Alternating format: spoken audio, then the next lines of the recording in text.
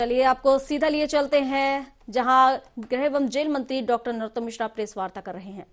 जगह पर शून्य हो गया है कोरोना। न कोई प्रकरण आया है, न कोई ठीक हो गया है, न कोई एक्टिव केस है।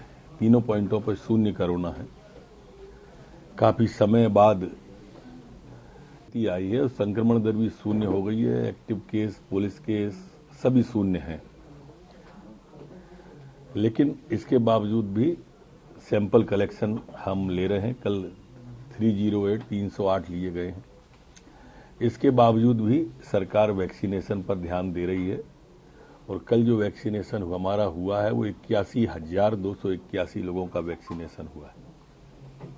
आज तक जो कुल वैक्सीनेशन हुआ है वो 13,38,24,090 लोगों को वैक्सीनेशन हुआ है। एक अन्य जानकारी जो मैं आपके माध्यम से देना चाहता था और उम्मीद करूंगा कि आम जन तक पहुंचाएं, क्योंकि काफी एक बड्डी कैश ऐप है ये लोगों के लोन देने के नाम पर फंसाते हैं और उसके बाद में उनकी जानकारी इकट्ठी कर लेते हैं, फिर ब्लैकमेलिंग टाइप का करते हैं। थाईलैंड से इनके कनेक्शन है जहां पर पैसा भी ट्रांसफर हो जाता है। ये इंस्टेंट लोन ऐप है जो गूगल प्ले पर उपलब्ध रहता है। ये ऐप डाउनलोड होते ही ये निजी जानकारी ले लेते हैं आरोपी लोग। अभी इसकी एक शिकायत आई थी रंजीत सिंह जी के द्वारा। लोन पूरा चुकाने के बावजूद भी ये उसे थ्रेट कर रहे थे, ब्लैकमेलिंग कर रहे थे। इसके 2 आरोपी संजय नारायण और वैभव पवार की गिरफ्तारी की जा चुकी है। वसूली के लिए भी एक प्राइवेट लिमिटेड इनने कंपनी बनाई थी। 384, 507, 67 आईटी एक्ट के तहत कार्रवाई की गई है और निवेदन भी है प्रदेश की जनता से कि अगर उनके साथ में इस तरह का कोई छलावा चल रहा हो या हो रहा हो या संभावना हो या शक हो तो वो पुलिस की जानकारी में तत्काल इस तरह का डालें। हम सख्त कार्रवाई करेंगे ऐसे ऐप वालों पर। जी, राहुल गांधी की यात्रा आप हो गई है, खेला भी है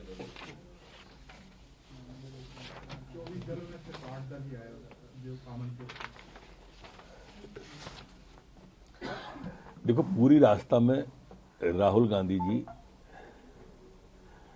भ्रम ही फैलाते रहे और अंत भी उनने ऐसे ही किया।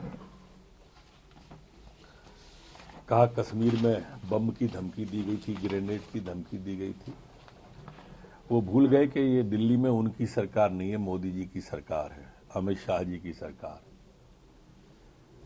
यहां आग बरसती थी उनकी सरकार में, हमारे टाइम में बर्फ बरस रही है, शांति है वहां पे। तभी तो आपका और भाई बहनों का, आदरणीय का बर्फ से खेलते हुए का फोटो आया है। ये शांति की बर्फबारी है। अब कश्मीर में कहीं भी गोलीबारी का माहौल नहीं है। लक्ष्मण सिंह जी ने भी इस पर कहा है कि पटाक्षेप हो गया है और सेना और पुलिस का आभार जता रहे हैं। स्वाभाविक रूप से मोदी जी का और शाह साहब का तो जता नहीं पाएंगे वो, लेकिन ठीक है, किसी ने तो शुरुआत की।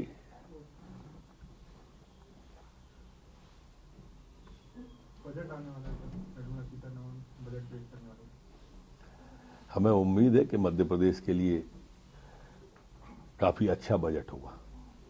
केजरीवाल जी कह रहे हैं कि दिल्ली में जो प्रदूषण हो रहा है वो चौकीदार और ड्राइवरों से आरोप हो रहा है, वो हाथ देखते हैं आप।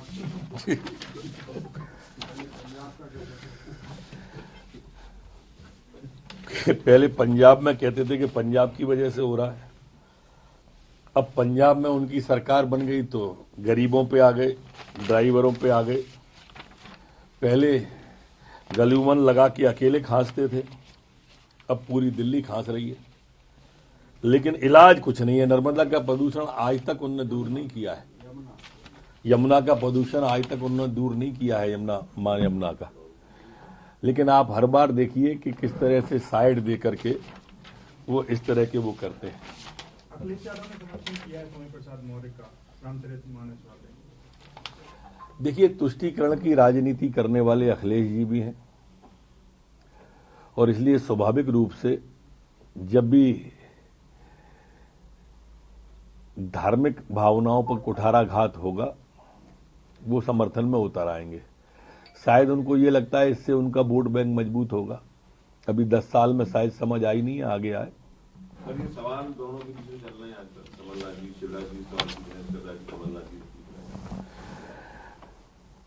माननीय मुख्यमंत्री जी सवाल कहीं का करते हैं और आप देखें, पढ़ें, जवाब कहीं और का आता है। पूछ रहे हैं खेत की, बता रहे हैं खिरान की। ये कमलनाथ जी की स्थिति, ये प्री मेडिकल एग्जाम में ही फेल हो रहे हैं। वो बोर्ड का एग्जाम जब आएगा, विधानसभा का चुनाव, तब उनकी क्या स्थिति बनेगी, इससे अंदाज आप कर सकते हो। किसानों का सवाल पूछा और जवाब दे रहे हैं वो जननी एक्सप्रेस का। इससे आप समझ जाएं कमलनाथ जी हमारे बुजुर्गवार नेता हैं, कहीं ना कहीं चूक तो कर ही रहे हैं। राहुल गांधी जी के वचन पत्र की धज्जियां उड़ा दी हैं कमलनाथ जी ने। जवाब देंगे कहां से? अब वो सवालों का एक का भी जवाब नहीं दे पा रहे।